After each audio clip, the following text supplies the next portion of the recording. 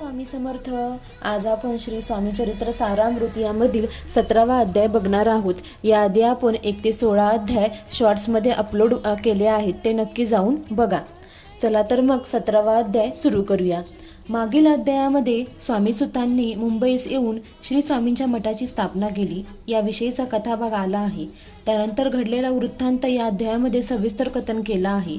श्री स्वामी चरित्र सारामृत मधील सर्वात जास्त ओवी संख्येचा अध्याय म्हणून या अध्यायाची उल्लेख करावा लागेल, कारण श्री स्वामींनी ज्यांना आपला सूत अर्थात पुत्र मानले त्यांच्याविषयीचा समग्र वृत्तांत या अध्यायात ग्रंथकाराने सांगितलेला आहे.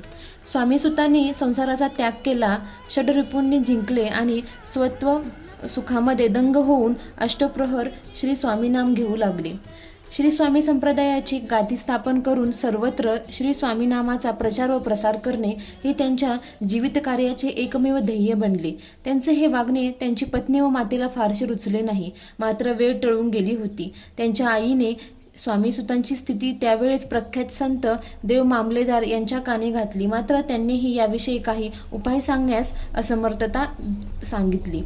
श्री स्वामींनी अल्पकाळात श्री स्वामी संप्रदायासाठी जे भरीव कार्य केले त्याचा विस्तृत परिचय या अध्यायामधून ग्रंथकाराने घडविलेला आहे.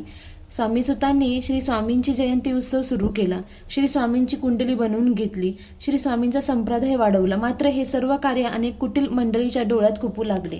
त्यांनी स्वामीसुताचा अपमान करण्यापर्यंत मजल गाठली. दरम्यान स्वामीसुतांनी त्यांचे अवतार कार्य संपुष्टात आणले तेव्हा त्यांच्या गादीवर कुणाला बसावे हा प्रश्न जोर धरू लागला. इथपर्यंतचे वर्णन या अध्यायामध्ये आलेले आहे.